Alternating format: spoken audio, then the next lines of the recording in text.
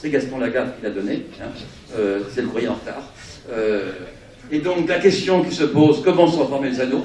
Sont-ils vieux? Sont-ils les jeunes? Sont-ils les deux? Moi j'ai toujours prétendu, mais peut-être que je suis un vieux conservateur, j'en sais rien, que les anneaux étaient vieux. Et un certain nombre de collègues disent le contraire. Sur l'argument qu'ils ont mis en évidence les phénomènes de destruction des anneaux. Même à une échelle très courte. On voit que sur l'échelle de 2 millions d'années, on peut détruire des anneaux. Alors, ma vision des choses, c'est que, j'ai un argument qui n'est pas scientifique, mais qui est le suivant, c'est que, imaginons qu'il n'y ait pas d'anneaux entre Jupiter et Saturne, et Neptune, etc., et qu'ils aient été formés il y a 2 millions d'années. Là, je trouve quelque chose de bizarre. Ça veut dire que l'homme est apparu sur Terre il y a un peu plus de 2 millions d'années. Donc il n'y a pas d'anneaux. Puis ils se sont dit, tiens, il y a des hommes sur Terre, ils vont nous rendre visite, on va faire un petit tutu, ce sera plus joli. Donc la relation me paraît bizarre. Et donc ma vision des choses, c'est qu'en fait, ces anneaux, ils sont comme les arènes de Nîmes, ou la cathédrale de Notre-Dame. Le monument est ancien, mais on a changé beaucoup de pierres. C'est-à-dire, ils sont sans arrêt faits et défaits. Il y a sans arrêt des processus de destruction, et sans arrêt des processus de reconstruction. Et c'est pour ça qu'on voit sous nos yeux un système en train de se détruire, de se reformer, de se détruire, et ça nous permet de mieux comprendre les phénomènes de formation qui sont très loin dans le passé. Donc pour moi, c'est les deux en même temps. Alors, et donc finalement, vous comprenez que quand on veut comprendre le monde des planètes, donc je vais y arriver, eh ben, on imagine des disques avec une étoile, et non plus Saturne, avec une planète, et non plus un satellite, avec un disque dans lequel il y a des collisions, des résonances et autres. Et voici l'approche que nous avons pour essayer de comprendre la formation du système solaire. Alors, finalement, là je vais vraiment m'attaquer au sujet de la conférence, ne vous inquiétez pas, hein, je suis prêt à la conclusion quand même, ne vous inquiétez pas. En gros, la question c'est... Ah ben non, attendez, ça passe trop vite, ça, c'est pas ça que je vais montrer. Voici, voilà. Voilà. Ça c'est un dessin qu'a fait un de mes étudiants. En gros, former une étoile, c'est facile, mais les planètes autour, est-ce que c'est des grumeaux? Est-ce que c'est un loupé de la recette de cuisine? Ou est-ce que c'est un sous-produit naturel des étoiles? Jusqu'à présent, nous ne savions pas. On n'a pas vu de planète d'autres étoiles. Et quand vous regardez l'histoire depuis 2000 ans, la majorité des hommes et des philosophes préféraient que le système solaire soit quelque chose de très particulier. Sur cette idée que l'homme est unique dans l'espace, dans l'univers, etc. Et donc, est-ce que c'est, je l'ai étalé, il y a des grumeaux, comment s'y prendre pour tout ça? Alors déjà, vous voyez bien le débat, création, éternité. Je vous répète ce que j'ai dit, on ne peut pas créer quelque chose à partir de rien. Donc c'est une transformation. Et ce que je vais vous dire pour la formation du système solaire, c'est la fin d'un processus qui a conduit à ce que nous connaissons, et non pas la naissance de quelque chose. Alors, vous vous rendez compte que ce sujet est très sensible. Ça intéresse pas uniquement les scientifiques. Si vous regardez les sociétés dites primitives, l'Océanie, en Afrique, Japon, Chine, en Europe, il y a 10 000 ans ou 20 000 ans, etc. Quand vous étudiez le comportement de ces sociétés, vous constatez que dans chaque société, il y a un mythe. Chaque société raconte l'histoire du monde. J'avais commencé à écrire un bouquin que je n'ai jamais publié sur les mythes océaniens. C'est une histoire passionnante. Hein. Cela dit, j'avais écrit 1800 pages, mais je me suis rendu compte que si je le vendais, je l'aurais mis en pharmacie, rayon somnifère. Hein, donc, je ne l'ai pas publié. Mais il y a une variété, si vous voulez, de mythes extraordinaires. Mais on se dit, à quoi ça sert? Pourquoi ils veulent l'histoire du monde? Et ce qu'on se rend compte, c'est que les mythes sont un peu un ciment de la société. Autrement dit, chaque tribu se reconnaissait dans son mythe, et si un membre de la tribu refusait le mythe, disait votre histoire, j'y crois pas, c'est pas vrai, etc., soit était mis à mort, soit était chassé, parce qu'il mettait en danger l'homogénéité de la tribu. Donc, les mythes. Un peu plus tard apparaissent les religions monothéistes. Alors vous êtes chrétien, moi je connais l'origine du monde, c'est écrit dans la Bible. Vous êtes musulman, je connais, c'est dans le Coran. Vous êtes juif, je connais, c'est dans la Torah. Donc les religions ont prétendu connaître l'origine du monde. Un peu plus tard, les scientifiques se sont emparés du sujet. Alors pendant plusieurs siècles, les deux plus grandes puissances mondiales étaient la France et l'Angleterre. Alors il y avait une théorie française de la formation d'une planète et une théorie anglaise. Les Anglais disaient, il y a une étoile qui est passée près du Soleil, qui par effet de marée a arraché un filament de matière, et ce filament, en se refroidissant, a donné naissance au Soleil. Pardon, aux planètes.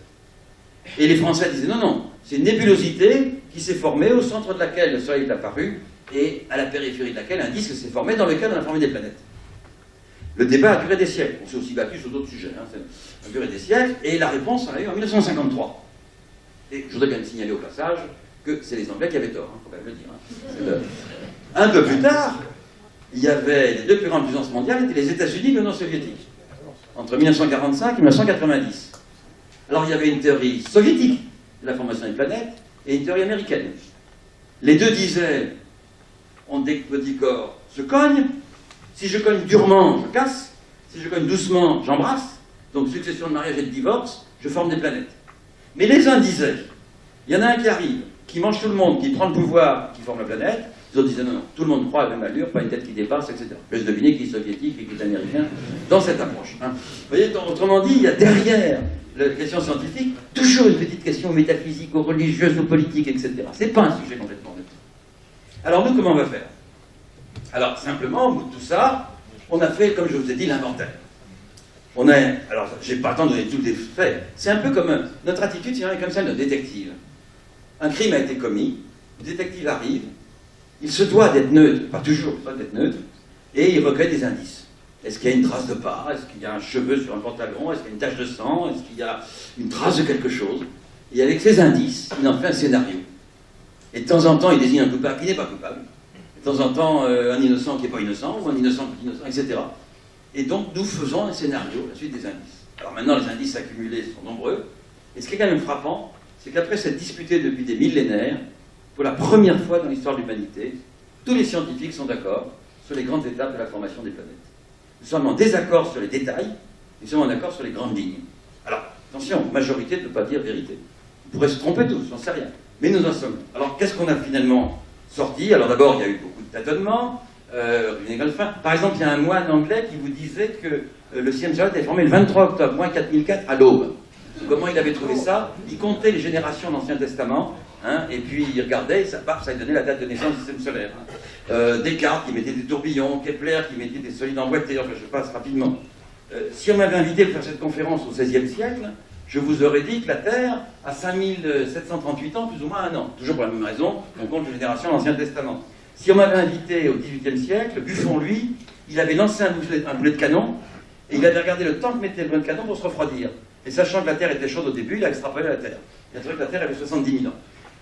Au XIXe siècle, Lord Kelvin, qui était un grand thermodynamicien, a appliqué les lois qu'on venait de trouver au siècle en question, le siècle de la machine à vapeur, etc. Il a trouvé 200 millions d'années.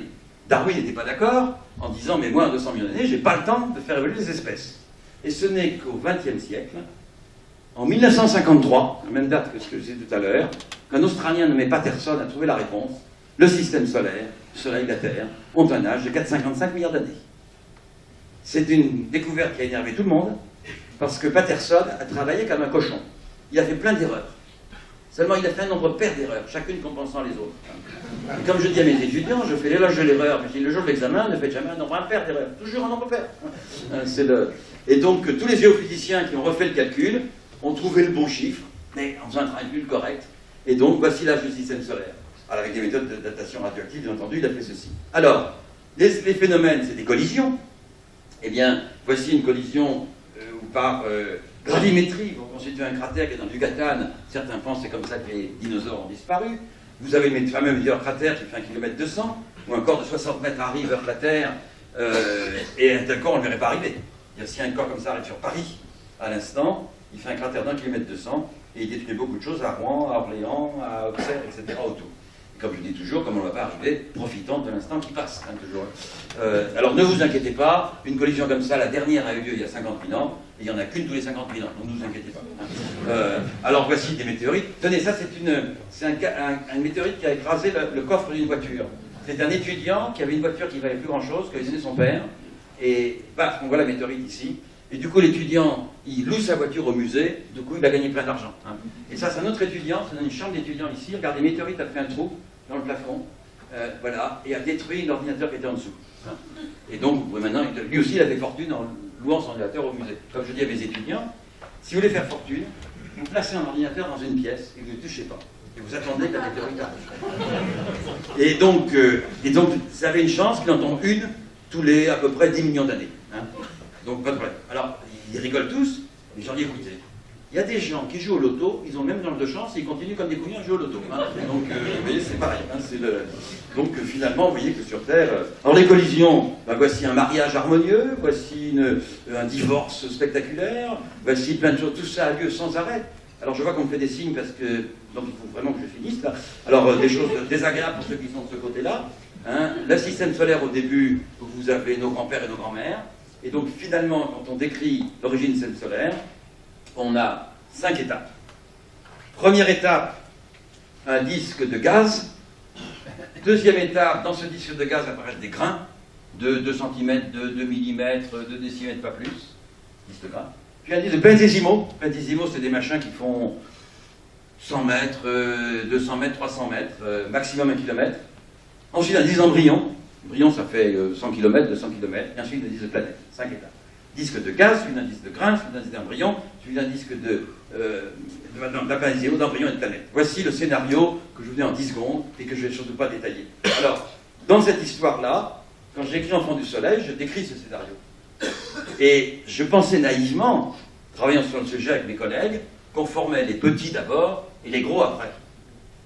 Je m'étais trompé, pas du tout ça. En fait, ce qui se passe, c'est que Jupiter est formé avant la